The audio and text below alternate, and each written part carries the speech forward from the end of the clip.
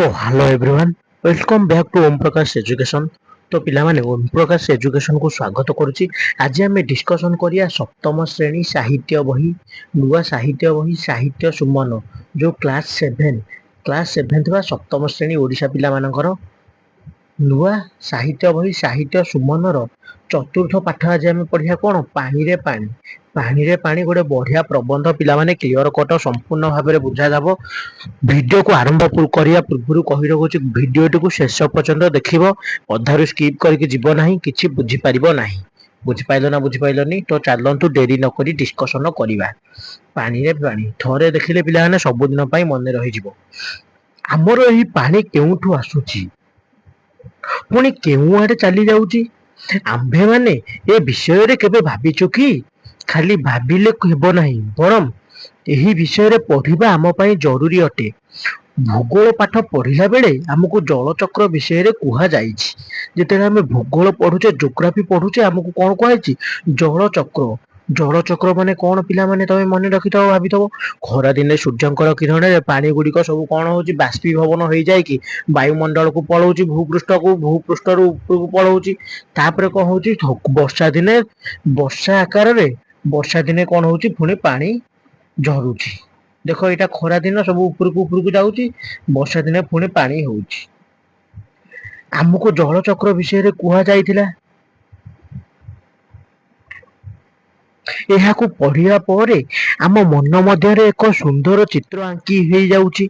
ताहा हैला सूर्य, समुद्र, बादल, पवन, पृथ्वी और वर्षार जल बिंदु। कौन कौन सूर्य हो, बादल, समुद्र, पृथ्वी, वर्षार जल बिंदु बही जाउथिबा एक नदी एवं तारी कूल तुम आमर घर आउ गाँ बा सहर। पिला माने देख गोटे सुंदर चित्र उपस्थापना ହେଇଛି नुआ बही रे, नुआ ओडिया बही रे।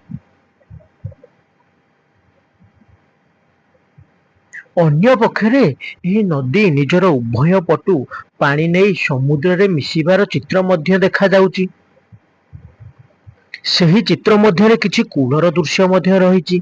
एही पानी कथा भाबिला बेलକୁ मनକୁ आसे जे समुद्रରୁ उठिथिबा बाष्प बादल होई पानी रूप नहीं थाए।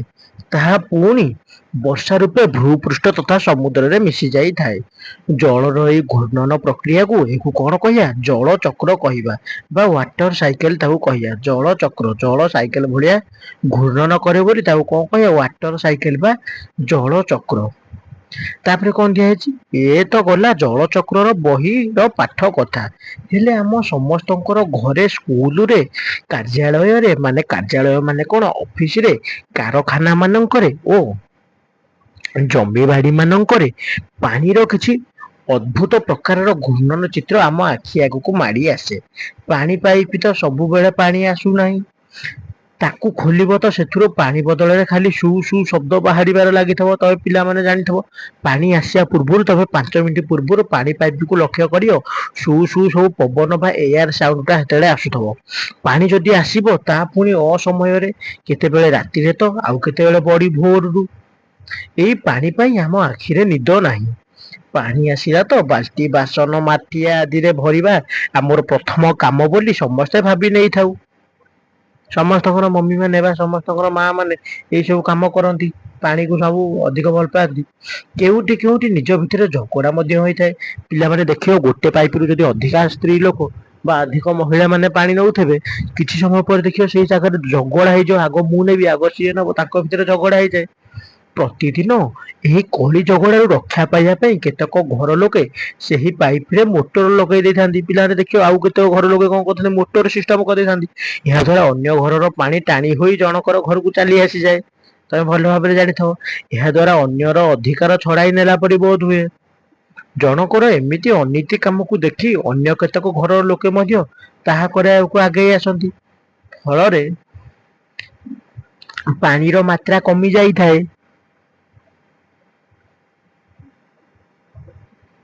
तापरे कौन लिखिले सहर रे हेबे अन्य पदार्थ परी पानी मध्य बिका हेलानी। एही अभाव खाली गाँ कि सहर नुहे बर आम प्रदेशर आम देशर आम राज्यर आम राजधानी मानकरे दिल्ली हो, मुंबई हो, कोलकाता हो, चेन्नई हो, बांग्लोर हो, ବଡ଼ ବଡ଼ ସହର ମାନଙ୍କରେ ମଧ୍ୟ ଲୋକମାନଙ୍କୁ ଭୟଙ୍କର କଷ୍ଟରେ ପକାଇ ଦେଲାଣି। ଏହି ପାଣି ଆମକୁ ବିଭିନ୍ନ ଅସୁବିଧାର ସମ୍ମୁଖୀନ କରିବାକୁ ପଡ଼ିଲାଣି। ଦେଶର କେତେକ ଅଞ୍ଚଳରେ ତ ଦୁର୍ଭିକ୍ଷ ଭଳି ଅବସ୍ଥା ସୃଷ୍ଟି ହେଲାଣି। ଏହା ମୁଖ୍ୟତଃ ଗ୍ରୀଷ୍ମ ଋତୁର କଥା ଅଟେ। ମୁଖ୍ୟତଃ ମେନଲି ଖରା ଦିନରେ ଏହା ହୋଇଥାଏ। ଖରା ଦିନରେ ଗ୍ରୀଷ୍ମ ଦିନରେ ଏହା ହୋଇଥାଏ। ହେଲେ ବର୍ଷା ଋତୁରେ କଣ ହୋଇଥାଏ? ବର୍ଷା ଋତୁରେ ବା ରେନି ସିଜିନ ରେ କଣ ହୋଇଥାଏ? ଦେଖ ସବୁଆଡେ ପାଣି ବହିବାରେ ଲାଗିଥାଏ। ଆଉ ତୁମ ଘର, ତୁମ ସ୍କୁଲ, ତୁମ ସଡ଼କ, ତୁମ ରେଳ ଧାରଣା ଉପରେ ପାଣି ଭରିଯାଏ। ଦେଶର କେତେକ ଭାଗ ବନ୍ୟାରେ ବୁଡି ଯାଇଥାଏ। ଏହି ବନ୍ୟା ଗାଁକୁ ଛାଡିଯାଏ। ତ ମୁମ୍ବାଇ ପରି ବଡ ସହରକୁ ଛାଡିଥାଏ। କିଛି ଦିନ ତ ସବୁ ଅଟକି ଯାଏ। ତମେ ମାନେ ପିଲାମାନେ ଟିଭିରେ ନ୍ୟୁଜ ଶୁଣିଥିବ ଯେ ବନ୍ୟା ହେଉଥିବାରୁ ରାସ୍ତାରେ ଗାଡି ଅଟକ ରହିଗଲା, କାର ର ଅଧା ପାଣି ହେଇଗଲା, ବାଇକ ର ଚକା ଅଧା ହେଇଯାଏ, ପାଣି ହେଇଯାଏ। ଏଇ ଯେଉଁ ସବୁ ଅବସ୍ଥା ଆସେ ତାହା ପାଣି ଅଧିକ କମ ହୋଇଯିବା ବା ପାଣି ବହୁତ ଅଧିକ ହୋଇଯିବା ବିଷୟରେ। ଅର୍ଥାତ୍ ଦୁର୍ଭିକ୍ଷ ଓ ବନ୍ୟା ଗୋଟିଏ ମୁଦ୍ରାର ଦୁଇଟି ପାର୍ଶ୍ୱ ଅଟେ। ଗୋଟେ ମୁଦ୍ରା ବା ଗୋଟେ କଏନ ର ଦିଟା ପାର୍ଶ୍ୱ ଅଛି। ଗୋଟେ ହେଡ, ଗୋଟେ ଟେଲ, ଗୋଟେ ମୁଣ୍ଡ, ଗୋଟେ ଲାଞ୍ଜ। ମୁଣ୍ଡ ଆଉ ଲାଞ୍ଜ ଅଛି। ମୁଣ୍ଡ ଆଉ ଗଣ୍ଡି ଯୋଉଟା ତମେ କହୁଛ ହେଡ ଟେଲ। କିନ୍ତୁ ଦୁର୍ଭିକ୍ଷ ଆଉ ବନ୍ୟା, ଦୁର୍ଭିକ୍ଷ ମାନେ ନଅଙ୍କ ଦୁର୍ଭିକ୍ଷ ମାନେ କଣ? ଚାରିଆଡେ କଣ ହେଇଯିବ? ବିନା ପାଣିରେ ଚାରିଆଡେ ଅସୁବିଧା ହେଇଯିବ। ଏବଂ ବନ୍ୟା କଣ? ଚାରିଆଡେ ଅଧିକା ପାଣି ହେଇଯିବ। ସେଇଭଳି ମୁଦ୍ରାର ହେଡ ଟେଲ ପରି ଦୁଇଟି ପାର୍ଶ୍ୱ ପରି, ଅର୍ଥାତ୍ ଦୁର୍ଭିକ୍ଷ ବନ୍ୟା ମୁଦ୍ରାର ଦୁଇଟି ପାର୍ଶ୍ୱ ସହିତ ଲେଖକ ତୁଳନା କରିଛନ୍ତି। ଯଦି ଆମେ ଏହି ଦୁଇଟିକୁ ଠିକ ଭାବରେ ବୁଝିପାରିବା ଆଉ ସମ୍ଭାଳି ନେବା, ତେବେ ଏଇ ଏତେ ପ୍ରକାରର ସମସ୍ୟାରୁ ମୁକ୍ତି ମିଳିପାରିବ। ଚାଲ କିଛି ସମୟ ପାଇଁ ଆମେ ପାଣିର ଏଇ ଗୋଲକ ଧନ୍ଦାକୁ ଭୁଲିଯିବା ଏବଂ ନିଜର ସରା ଘଡି କଥା ମନେ ପକାଇବା। ଆମକୁ କେହି ଯେବେ ପଇସା ଦିଅନ୍ତି ଆମେ ଖୁସି ହୋଇଯାଇ ତାକୁ ଚଟାପଟ ନିଜର ସରା ଘଡିରେ ପକେଇ ଦେଇଥାଉ। 1 ଟଙ୍କା, 2 ଟଙ୍କା, 5 ଟଙ୍କା, କେବେ ମୁଦ୍ରା ତ କେବେ ଛୋଟ ବଡ ନୋଟ, ସେ ସବୁ ଧୀରେ ଧୀରେ ଏଥିରେ ଜମା ହୋଇଯାଇଥାଏ। ପୁନର୍ବାର ଯେତେବେଳେ ଆମେ କିଛି ଟଙ୍କା ଦରକାର ପଡେ ସେତେବେଳେ ଏହି ସରା ଘଡିକୁ ସଞ୍ଚୟ କରି ଉପଯୋଗ କରି ନେଇଥାଉ। ପାଣିର ନିହାତି ବ୍ୟବହାର ଗୁରୁତ୍ୱପୂର୍ଣ୍ଣ। ଆମର ଏଇ ପୃଥିବୀ ମଧ୍ୟ ଏମିତିକା ଖୁବ ବଡ ସରା ଘଡି ଅଟେ। ମାଟିରେ ତିଆରି ଏହି ବିରାଟ ସରା ଘଡି ପ୍ରକୃତି ବର୍ଷା ଋତୁରେ ପ୍ରଚୁର ପାଣି ବର୍ଷା କରିଥାଏ। ସେତେବେଳେ ଟଙ୍କା ଠାରୁ କେତେ ଗୁଣା ମୂଲ୍ୟବାନ ଏହି ବର୍ଷାକୁ ଆମେ ବଡ ସରା ଘଡିରେ ସଞ୍ଚୟ କରିନେବା ଉଚିତ। ଆମ ଗାଁରେ, ଆମ ସହରରେ ଏବଂ ଯେଉଁ ଛୋଟ ବଡ ପୋଖରୀ, ହ୍ରଦ ଆଦି ରହିଛି ତାହା ପୃଥିବୀର ସରା ଘଡିରେ ପାଣି ଭରିବାର କାମ କରିଥାଏ। ଏଥିରେ ଜମା ହୋଇଥିବା ପାଣି ମାଟିର ତଳେ ଲୁଚି ରହିଥିବା ଜଳ ଭଣ୍ଡାରରେ ଧୀରେ ଧୀରେ ଝର ଝର ହୋଇ ଛାଣ ହୋଇ ପହଞ୍ଚିଥାଏ। ଏହା ଦ୍ଵାରା ଆମର ଭୂତଳ ଜଳ ଭଣ୍ଡାର ସମୃଦ୍ଧ ହୋଇଯାଏ। ଭୂଜଳ ଭଣ୍ଡାର ମାନେ କଣ? ଭୂତଳ ଜଳ ଭଣ୍ଡାର, ମାଟି ତଳେ ଯୋଉ ଜଳର ଭଣ୍ଡାର ଅଛି। ପାଣିର ଏହି ରାଜକୋଷ ଆମକୁ ଦେଖାଯାଏ ନାହିଁ। ମାତ୍ର ଏହି ରାଜକୋଷ ଆମେ ବର୍ଷା ଋତୁ ଗଲା ପରେ ସାରା ବର୍ଷ ଯାଏ ନିଜର ବ୍ୟବହାର ପାଇଁ ଘରେ, ଜମିରେ, ପାଠଶାଳାରେ ପାଣିକୁ ବ୍ୟବହାର କରିଥାଉ। ମାତ୍ର ଗୋଟିଏ ପାଳି ଏମିତି ମଧ୍ୟ ଆସିଛି ଯେତେବେଳେ ଆମ୍ଭେ ଏହି ଗୁପ୍ତ ରାଜକୋଷର ମହତ୍ଵ ଭୁଲି ଯାଉଛୁ ଏବଂ ଭୂମି ଲୋଭରେ ଆମେ ନିଜର ପୋଖରୀ ମାନଙ୍କୁ ଅଳିଆରେ ପୋତି ଦେଇ ସମତୁଲ କରିଦଉଛୁ। ଯେ କୂଅ, ଯୋଉ ପୋଖରୀ ଦେଖିବ ପାଣି ଆଉ ଏତେ ଇଏ ହଉନଥିବ, ତାକୁ କଣ କରନ୍ତି? ଅଳିଆ ଆବର୍ଜନା ପକେଇକି ସେ ଲୋଡ କରି ଦିଅନ୍ତି। କିନ୍ତୁ ସେମିତି କରିବା କଥା ନୁହଁ, କାରଣ ବର୍ଷା ଦିନ ଆସିବା ଯାଏ ଅପେକ୍ଷା କରିବାକୁ ପଡିବ। ବର୍ଷା ଦିନେ ପୁଣି ପାଣି ହବ। ଖରା ଦିନେ ସିନା ଶୁଖି ଯାଉଛି, ତା ବୋଲି କଣ ଖରା ଦିନେ ଅଳିଆ ଆବର୍ଜନା ପକେଇବ? ଚାହୁଁ ଚାହୁଁ ତ ଏହା ଉପରେ କେଉଁଠି ଘର, କେଉଁଠି ବଜାର, କେଉଁଠି ଷ୍ଟାଡିୟମ, କେଉଁଠି ସିନେମା ଘର ମଧ୍ୟ ତିଆରି ହେଇଯାଉଛି। ବଡ ବଡ ଖାତ, ବଡ ବଡ ଗାତ, ପୋଖରୀ ଯୋଉ ଦେଖିବାକୁ ଖୋଳିକି ପୋତିଦେବେ, ଏବେ ବଡ ବଡ ସବୁ କଣ କରୁଛନ୍ତି? ପୋତା ପୋତି କରିକି ତା ଉପରେ କଣ କରୁଛନ୍ତି? ଗୋଟେ ମଣ୍ଡପ ତିଆରି କରିଦଉଛନ୍ତି, ଷ୍ଟାଡିୟମ କରିଦଉଛନ୍ତି, ସିନେମା ଘର କରିଦଉଛନ୍ତି, ମାର୍କେଟ କମ୍ପ୍ଲେକ୍ସ କରିଦଉଛନ୍ତି ବା ବଜାର କରିଦଉଛନ୍ତି। ଏମିତି ଏକ ବଡ ଭୁଲ ପାଇଁ ଆମେ ସମସ୍ତେ କୁ ଦଣ୍ଡ ମଧ୍ୟ ମିଳୁଛି। ଗ୍ରୀଷ୍ମ ଋତୁରେ ଆମର ନଳକୂଅ ଶୁଖି ଯାଉଛି ଓ ବର୍ଷା ଋତୁରେ ଆମର ଘର ଦ୍ୱାର ବୁଡି ଯାଉଛି। ଏଥିପାଇଁ ଆମକୁ ଦୁର୍ଭିକ୍ଷ ଓ ବନ୍ୟାରୁ ରକ୍ଷା ପାଇବାର ଅଛି।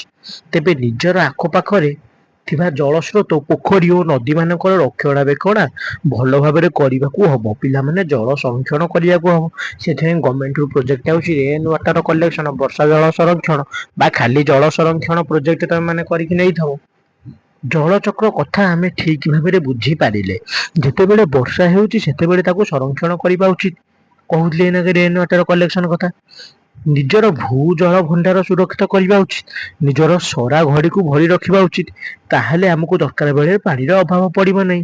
ଯଦି ଜଳଚକ୍ରର ଠିକ ଉପଯୋଗ କରିନାଉ ତେବେ ଆମେ ପାଣିର ଚକ୍କରରେ ଫସିଯିବା।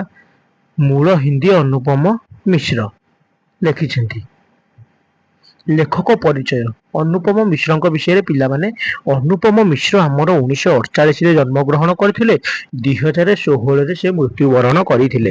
ସ୍ୱାଧୀନତାର ପରବର୍ତ୍ତୀ କାଳରେ ସେ ଜନ୍ମଗ୍ରହଣ କରିଥିଲେ, ମାନେ 1948 ମସିହାରେ। ଅନୁପମ ମିଶ୍ର ଜଣେ ବିଖ୍ୟାତ ଲେଖକ ଥିଲେ, ଜଣେ ରାଇଟର ଥିଲେ, ଜଣେ ଲେଖନୀ ଚାଳନା କରୁଥିଲେ, ସମ୍ପାଦକ ଥିଲେ। ଜଣେ ସମ୍ପାଦକ କଲମ ଚାଳନା କରିକି ତାଙ୍କର ନ୍ୟୁଜ ରିପୋର୍ଟର ସମ୍ପାଦକ ଥିଲେ ଏବଂ ଜଣେ ଜଣାଶୁଣା ପରିବେଶବିତ୍ ସହିତ ଫଟୋଗ୍ରାଫର ମଧ୍ୟ ଥିଲେ। ଜଣେ ଫଟୋଗ୍ରାଫର ମଧ୍ୟ ସେ ଥିଲେ। ଜଣେ ପରିବେଶବିତ୍ ମଧ୍ୟ ଥିଲେ। ପରିବେଶକୁ ଭଲ ପାଉଥିଲେ, ପରିବେଶ ବିଷୟରେ ସେ ରଚନା ଲେଖିବାକୁ ଭଲ ପାଉଥିଲେ। ପରିବେଶ ସଂରକ୍ଷଣ କେମିତି ଆମର ଏନଭାୟରମେଣ୍ଟକୁ ସଂରକ୍ଷଣ କରିହେବ, ପରିବେଶକୁ କେମିତି ସୁସ୍ଥ ମାନେ ପଲ୍ୟୁସନ ଫ୍ରି ରଖିହବ, ମୁକ୍ତ ପରିବେଶ ସୁସ୍ଥ ପରିବେଶ ରଖିହବ କ୍ଷେତ୍ରରେ ସେ ଅନେକ ପ୍ରୟୋଗାତ୍ମକ କାର୍ଯ୍ୟ କରିଛନ୍ତି। ପ୍ରୟୋଗାତ୍ମକ ଆପ୍ଲାଏଡ ୱାର୍କ ବହୁତ କରିଛନ୍ତି। ଆଜ ବି ଖରେ ହେଁ ତାଲାବ ତାଙ୍କର ସର୍ବାଧିକ ଚର୍ଚ୍ଚିତ ପୁସ୍ତକ। ସେ ପିଲାମାନେ ଏଇଟା ହିନ୍ଦୀରେ ଲେଖିଥିଲେ। ଆଉ କଣ ଲେଖିଥିଲେ? ବ୍ରେଲ ଲିପି ସହିତ ଏହାର ଅନୁବାଦ ଅନେକ ଭାଷାରେ ହୋଇ ଚାଲିଛି। ବ୍ରେଲ ଲିପି ମାନେ କଣ? ବ୍ରେଲ ଲିପି ଯୋଉଟା ଅନ୍ଧ ମାନଙ୍କ ପାଇଁ ଲିଖିତ ଏକ ଲିପି, ଯୋଉଟା କି ତମେ ପଢିପାରିବନି କିନ୍ତୁ ଅନ୍ଧ ମାନେ ପଢିପାରିବେ ହାତ ମାରି ମାରିକା, ଠାରି ଠାରିକା ସିଏ ପଢିଦେବେ ହାତ ମାରି ମାରି। ଆଉ କଣ ଲେଖିଛନ୍ତି? ସାଫ ମାଥେକା ସମାଜ ତାଙ୍କର ଆଉ ଏକ ମହତ୍ୱପୂର୍ଣ୍ଣ ପୁସ୍ତକ। ସେ ଗାନ୍ଧୀ ଶାନ୍ତି ପ୍ରତିଷ୍ଠାନରୁ ପ୍ରକାଶିତ ହେଉଥିବା ପତ୍ରିକା ଗାନ୍ଧୀ ମାର୍ଗ ପ୍ରତିଷ୍ଠାତା ଓ ସମ୍ପାଦକ ମଧ୍ୟ ଥିଲେ। ଗାନ୍ଧୀ ଶାନ୍ତି ପ୍ରତିଷ୍ଠାନ ଗୋଟେ ଥିଲା, ସେଥିରୁ ଗୋଟେ ପ୍ରତିଷ୍ଠା ହେଉଥିବା ପତ୍ରିକା ନାଁ କଣ? ଗାନ୍ଧୀ ମାର୍ଗ। ପିଲାମାନେ ଏତିକି ସମୟ ଭିତରେ ବିଷୟଟି ସରିଯାଇଛି। ବଢିଆ ବିଷୟଟିଏ। ବିଷୟଟି କେମିତି ଲାଗିଲା କମେଣ୍ଟ ମାଧ୍ୟମରେ ନିଶ୍ଚିତ ରୂପରେ କହିବ। ଆଉ ପିଲାମାନେ କହିବାକୁ ଯୋଉମାନେ ଚ୍ୟାନେଲକୁ ସବସ୍କ୍ରାଇବ କରିନ, ଆଜି ହିଁ ସବସ୍କ୍ରାଇବ କରନ୍ତୁ। ସବସ୍କ୍ରାଇବ କରିକି ଅଲ୍ ନୋଟିଫିକେସନରେ କ୍ଲିକ୍ କରିଦିଅନ୍ତୁ, ଯାହା ଫଳରେ ମୁଁ ଯେକୌଣସି ଭିଡିଓର ପ୍ରଶ୍ନ ଉତ୍ତର ପଠେଇବି ତମେ ସମସ୍ତେ ପାଇପାରିବ। ଯଦି ତମେ ସବସ୍କ୍ରାଇବ ନ କରିବ, ଯୋଉମାନେ ସବସ୍କ୍ରାଇବ କରିଥିବେ ସିଏ ପାଇକି ବୁଝିଯିବେ, ପଢିବେ, ତମେ କିନ୍ତୁ ପଢିପାରିବ ନାହିଁ। ତେଣୁକରି ଚ୍ୟାନେଲକୁ ସବସ୍କ୍ରାଇବ କରିକି ଅଲ୍ ନୋଟିଫିକେସନ ଦେଖାଇଥିବ, ଅଲ୍ ନୋଟିଫିକେସନରେ କ୍ଲିକ୍ କରିଦିଅ ଏବଂ ଭିଡିଓଟିକୁ ଲାଇକ୍ କରିଦିଅ, ସାଙ୍ଗମାନଙ୍କ ସହିତ ସେୟାର କରିଦିଅ।